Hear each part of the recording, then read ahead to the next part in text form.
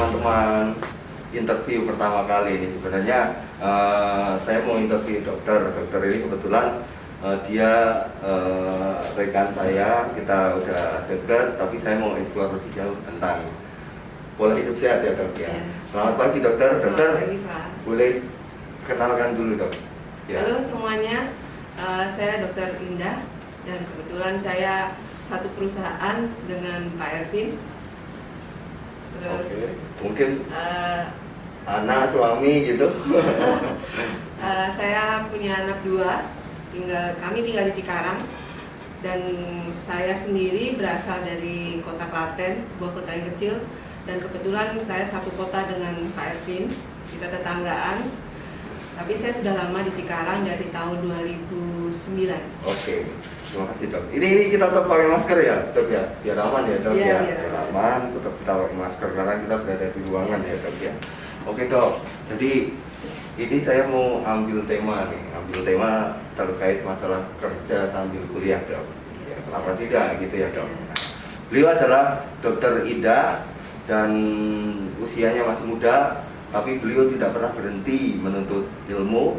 Nah, ini yang patut kita tiru motivasinya. Mungkin nanti bisa kita eksplor sedikit-sedikit ya. Ada beberapa pertanyaan yang harus saya kupas ke Dokter Indah. Dok, saya mau tanya nih. Nah, kenapa dokter kuliah di jurusan kedokteran? Apa tujuannya? Apa alasannya? Pasti adalah alasan yang mendasari dokter gitu. Awal mula saya kuliah di kedokteran ini juga sebenarnya agak-agak bingung gitu Pak, karena dari orang tua saya sama sekali nggak ada background kesehatan kan. Dari keluarga juga nggak ada sama sekali yang ngambil kesehatan. Baru saya awal mulanya yang berani ngambil kesehatan. Jadi waktu awal mula saya mau kuliah itu orang tua juga bingung gitu, karena orang tua saya dua-duanya lulusan SMA. Dan bekerja di sebuah kota kecil di Klaten, wira swasta. Tapi anaknya cita-citanya pengennya tinggi nih, pengen jadi dokter gitu. Seperti yang kita tahu kan, dokter biasanya dalam tanda kutip butuh biaya yang banyak. Iya, betul, pasti dok. Iya. Cuman ya berawal dari sebuah tekad itu dan nekat yang pasti. Akhirnya saya beraniin untuk ngambil pilih fakultas ini. Terus saya kemudian mendaftarnya juga awalnya masih bingung nih, mau masuk ke fakultas kedokteran di universitas mana nih, karena saingan juga pasti banyak, terutama saingan soal biaya. Terus yang kedua, dari Klaten menuju ke kota besar yang pasti butuh biaya yang banyak, bukan hanya buat kuliah, buat hidup, buat tempat tinggal. Tapi ya bersyukurnya dari semester 2 sampai dengan selesai saya dapat beasiswa nih Pak. Luar biasa. Jadi ya sedikit banyak saya bisa meringankan gitu beban orang tua saya. Luar biasa. Tapi emang dari SMA gitu sudah niatan untuk ke kedokteran gitu ya dok? Niatan ya. Saya nggak ngerti kenapa, cuman karena saya melihat juga di keluarga saya, dari nenek saya, kakek saya itu banyak punya komorbid. Dalam arti ada yang punya penyakit gula, ada yang punya darah tinggi, ada yang punya sakit ginjal, komplit pokoknya Pak, pakai komplit. Sampai saya pernah lihat suatu hari nenek saya itu sampai itu kena diabetes, sakit gula, yang kakinya itu sampai digelogoti tikus tapi tidak berasa.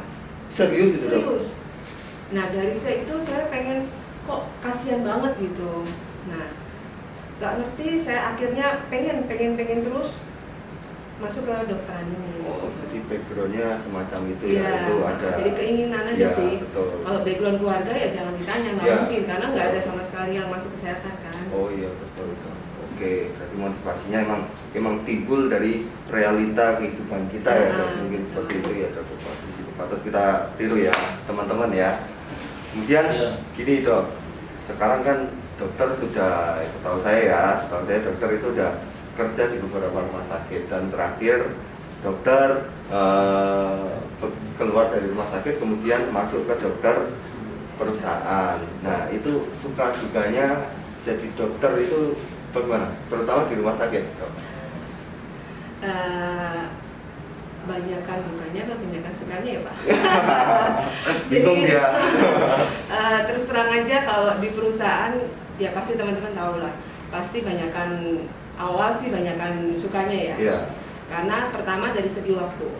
Saya sudah punya suami, saya punya anak, apalagi waktu anak saya masih kecil-kecil itu ya nggak ada keluarga, nggak ada saudara di sini, jadi saya benar-benar harus berjuang tuh. Dan anak saya bedanya selisih usia cuma 14 bulan, anak pertama dan kedua. Jadi ya saya pasti harus benar-benar waktu saya dan tenaga saya tuh benar-benar ke anak-anak gitu. Nah berawal dari situ suami saya akhirnya nggak ngebolehin saya untuk terus-terusan di rumah sakit dengan jadwal jaga yang bisa 2 hari sekali saya baru pulang. Terus kemudian udah di rumah saya masih diteleponin, kadang masih on call. Apalagi kalau misalnya dokter pengganti saya misalnya nggak datang berhalangan, ya otomatis saya harus bisa backup seperti itu. Kalau di perusahaan ya daripada dukanya banyakkan sukanya sih. Selain dari mungkin dari interaksinya juga lebih mudah. Tapi yang jelas komunikasi kita harus bagus ya, karena kita ketemu ya karyawan ya itu lagi gitu. Beda kalau di rumah sakit ya, di rumah sakit misalnya kita komunikasi atau hubungan kita kurang bagus mungkin dengan pasien, besok mungkin nggak balik lagi ke kita, udah selesai gitu kan. Tapi kalau di perusahaan setiap hari kita akan bertemu, jadi kita harus membangun komunikasi yang baik dengan lingkungan sekitar kita gitu. Oke, dokter. Ya ini setahu saya ya teman-teman. Saya kebetulan satu partner dengan Dokter Ida. Beliau itu punya namanya harum di sini. Kalau di karyawan ada yang bilang seperti ibu saya katanya. Kenapa seperti ibunya? Bahkan tengah malam di WA aja beliau dibalas. Kemudian nggak hanya karyawan yang bersangkutan, keluarganya aja minta saran ke dokter pasti dibalas. Itu hebatnya Dokter Ida. Ini patut ditiru ya teman-teman. Jadi segala sesuatu itu pasti dokter berpikir melakukan yang terbaik gitu ya dok? Iya, karena itu tadi Pak, kita kerja bukan buat cari uang aja. Kalau cari uang aja jangan masuk ke profesi kedokteran menurut saya. Karena mau berapapun uang yang kita kumpulkan, misalnya saya nih dengan teman saya yang satu fakultas, satu umuran gitu, itu nggak akan pernah satu level, nggak mungkin bisa. Teman saya mungkin udah di jabatan yang keberapa. Nah saya ya segini-segini aja gitu. Tapi dengan passion ini saya menyukainya gitu. Saya kerja dengan bukan cuma motivasi saya dapat uang. Ya, tapi saya bisa menikmati kerja ini gitu. Semangat kerjanya tuh ya kayak suami saya misalnya, dia ngidein saya, kenapa nggak usaha yang lain, usaha ini, usaha itu. Tapi yang saya nggak passion lah, saya di situ tuh bukan saya gitu. Saya mencintai ya pekerjaan ini. Gitu. Nah, sekedar informasi saja ya teman-teman ya. Beliau ini punya suami dan suaminya dia CEO sekarang. Tapi gak perlu saya sebutkan perusahaan apanya. Tapi beliau tetap karena passionnya ya kedokteran dan beliau ingin mengabdi ke sesama manusia gitu ya. Jadi beliau tetap menjalankan. Walaupun sebenarnya ini kalau CEO pasti uangnya lebih banyak ya. Ya dok ya, benar ya, jujur ya ini ya. Gimana ya, namanya istri ya, kita menikah ya kita adalah pelengkap gitu, saya penolong gitu buat suami ya. Mau setinggi-tinggi apapun ya pasti dia ada, dia pusingnya ya ada. Terus ya saya pikir dia selama ini sudah bergelut dengan yang namanya materi gitu. Nah di sisi lain saya maksudnya yang melengkapi dia, tanggung jawab moralnya di saya nih. Oke dokter, luar biasa. Salut saya sama dokter ya, dikala semuanya kalau boleh dibilang sudah tercukupi, tapi dengan passion dokter pengen menolong orang, dokter tetap melakukan pekerjaan itu ya dokter ya. Ada satu lagi yang ingin saya tanyakan terkait dokter ini kan sekarang kerja ya kan, kemudian di sisi lain kemarin dokter kuliah juga ya, ngambil S2 ya, dan itu berbeda maksudnya. Dulu kedokteran, sekarang ngambil spesialis, bukan spesialis, namanya apa ya dok? Ya magister ya. Ngambil magister gitu. Nah, S2. Itu dokter gimana sih cara membaginya? Dengan di situ dokter punya 2 anak, ya kan, kemudian ada suami juga di situ, kebetulan dokter punya usaha juga di luar, di sini juga ada pekerjaan, ditambah lagi kuliah. Gimana ini? Saya nggak bisa ngebayangin nih. Caranya membagi waktu itu seperti apa gitu? Bersyukurnya saya itu ya suami masih support. Oke. Suami saya support banget biar saya lebih berkembang gimana. Ya. Gitu. Karena dia tahu banget kalau saya ini nggak bisa nih kalau di rumah terus tuh tipe saya tuh jenuh. Oke. Bosen. Bosen ya dok? Iya, apalagi anak saya juga udah besar-besar kan. Oke. Semua udah SMP, jadi ya sayanya juga kalau nggak ada aktivitas juga saya pasti bosan. Gitu. Oke. Nah karena itu suami saya melihat saya ya passionnya di sini, sukanya di bidang ini, akhirnya ya dibolehkan sama suami. Biarpun memang fakultas yang saya ambil itu jurusannya itu nggak nyambung ya sebenarnya. Oke, ya betul. Ya, cuman saya berpikir bahwa kalau saya berada di perusahaan, saya cuman belajar kesehatan aja, kok kayaknya kurang. Ya betul. Nah, dari seorang karyawan mungkin yang dia punya riwayat asma atau dia punya riwayat penyakit yang lain, itu saya harus melihat juga keselamatan dia di tempat kerja seperti apa. Oke. Gitu. Misalnya dia punya riwayat asma, kok dia masih berhubungan dengan pekerjaan yang produksi, misalnya berkaitan dengan debu, gitu kasihan juga rasanya. Atau mungkin dengan solvent, gitu kan kasihan ya.